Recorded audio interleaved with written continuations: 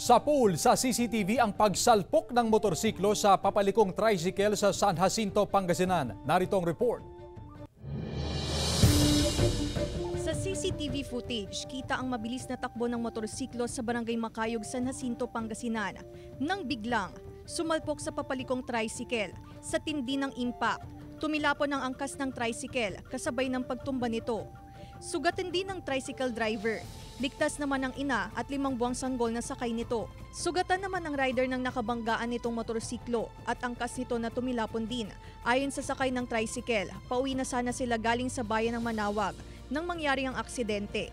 Nung papauwi na kami, malapit na kami dito sa bahay, biglang lumabas yung motor na may lula na matandang babae din.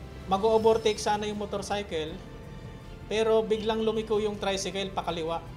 So yun po yung nangyari. Ayon sa pulisya, agad naman na nakapag-usap ang dalawang panig at nangakong sasagutin ng rider ang pagpapagamot sa mga biktima.